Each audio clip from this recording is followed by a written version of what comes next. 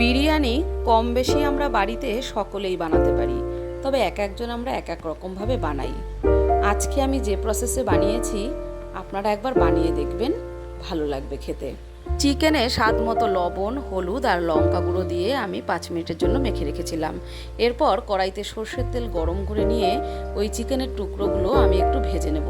খুব কড়া করে আমি ভাজবো না, মোটামুটি একটু লালচে হয়ে এলেই নামিয়ে নেব। কিছুটা আলু আমি নিয়েছি, আলু সিদ্ধ করে নেব।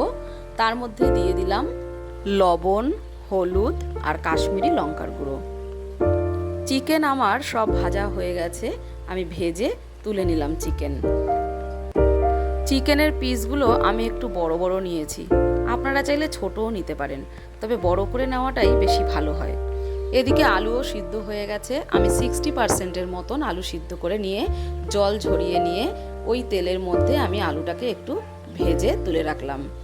এরপরে নিয়েছি কুচনো পেঁয়াজ, সেটা তেলের মধ্যে দিয়ে আমি বেরেস্তা করে নিলাম।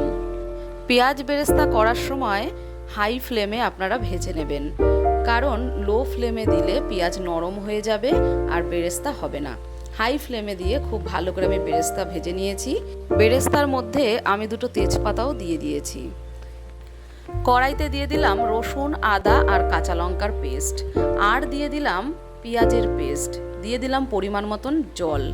এইবার এই মশলাগুলোকে একবারে ভালো করে মিশিয়ে নিয়ে দিয়ে দেবো স্বাদ মতো লবণ, কাশ্মীরি লঙ্কার গুঁড়ো, দিয়ে দিলাম বিরিয়ানি মশলা, কেওড়া জল আর কিছুটা ঘি দিয়ে এবার আমি খুব ভালো করে আমি ফুটিয়ে নেব।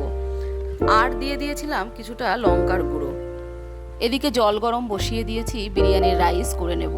জলের মধ্যে দিয়ে দিয়েছিলাম স্বাদ মতো লবণ আর গোটা গরম মশলা, তাতে ছিল দারচিনি, লবঙ্গ, এলাচ, সাদা তেল। অন্যদিকে আমি বিরিয়ানির হাঁড়িতে চিকেন আর আলু খুব ভালো করে আমি সাজিয়ে নিয়েছি।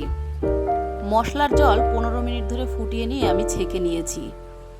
এদিকে আমার ভাতের জল গরম হয়ে গেছে, আমি চাল দিয়ে দিয়েছি। ভাত হতে থাকুক, ততক্ষণে আমি বিরিয়ানিটা রেডি করে নেব।